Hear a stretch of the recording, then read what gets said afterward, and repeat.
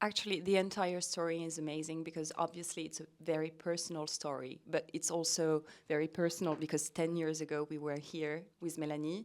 She was directing the movie Respire. What's the name? What's the title in English? Breathe. I could have guessed it. I'm sorry.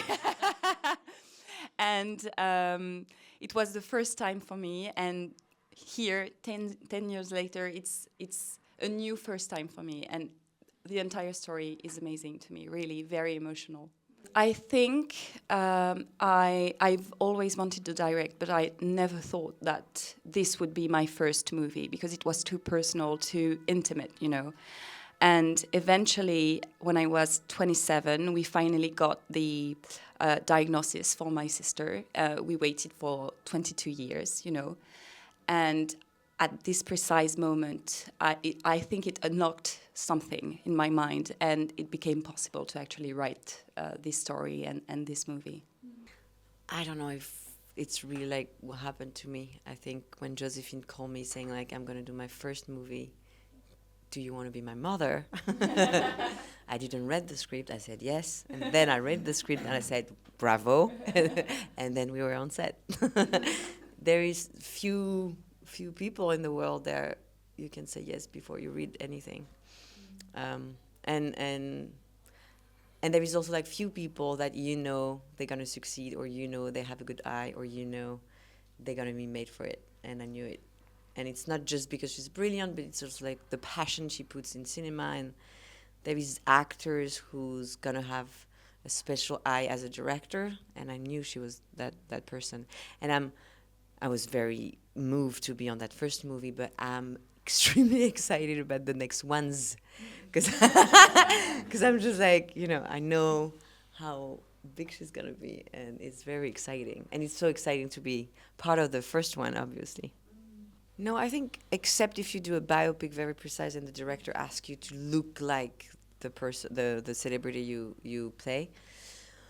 I think first of all it's a fiction movie also.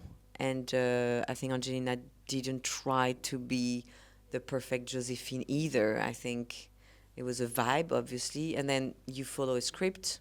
And Madeleine came 2 times.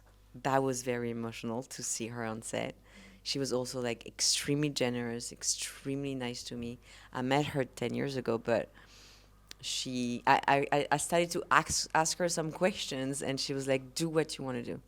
So I didn't have any pressure to look like her or even try to look like her, because I think it's important also like to make first a movie full of personal things instead of just like trying to make your childhood or everything you know perfectly on screen, because I think you just like, it's not going to happen. First of all, you're always going to be disappointed, and I think it's good to take the distance and create a movie out of reality, I guess.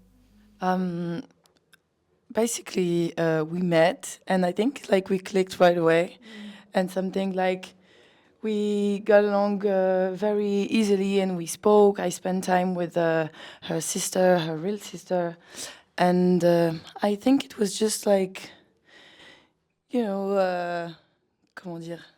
But what was interesting is when I first met Angelina, I'm like, I'm not sure we're so alike, and that's what I was actually searching for, you know, someone that wasn't totally like me, because she to never have asked this distance, you know. She never asked me to look like her, or she always spoke about Marion and the movie itself like a movie and not like her personal story, you know. It was the right distance, I think, between what you wrote and your real life and what you wanted to put on the film, you know. And it was never a subject, I think. You never talked about like, be like me. Yeah. That would be very, you know. It was never about this, so... Very bossy and very pretentious. Look like me. Bah, de la même façon que personne n'a essayé d'imiter personne, j'ai pas essayé d'imiter Bertille. Et dès le casting, c'était tellement une partition particulière que j'ai essayé de trouver ce qui se rapprochait le plus en moi de ce personnage, quoi. Donc, je pense que c'est un peu... Je sais pas si ça a du sens de dire ça, mais si j'étais autiste, ça ressemblerait à ça, quoi. c'est une partie de moi, c'est juste une partie qu'on montre pas socialement, quoi. And she has this amazing capability because she's coming from the circus world. Can I talk about it? Yeah. So she has this way to feel her body, and we made very, very different and funny kind of workshops. She was like, how can we prepare? And I'm like, okay, you have to feel things with your hands, hear the sound in a new way. So I was like, okay, you're gonna do a workshop with fruits, and I was like, okay, so buy some mangoes and stuff and try to touch them and feel them differently. And that's how we worked on it. Very strange workshops, yeah. But it actually worked because she has this amazing capacity to work with her body. And, the first time I saw her, it was on a video, and immediately she never saw Bertille at this precise moment. It was at the very beginning of the casting, and she just walked in a room, and instantly I started to cry because she had this instinct of it. I don't know how, but she had it. Well, I think it actually is a character that's rather close to me. One of the characters that I played that's the closest to me. Really? Yeah, I think so.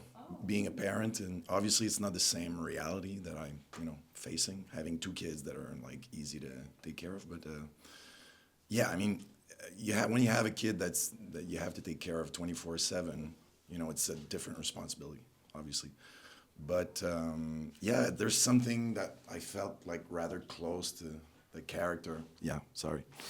And but it's interesting what you're pointing at, because we spoke about that. There's a progression, I think, in the character.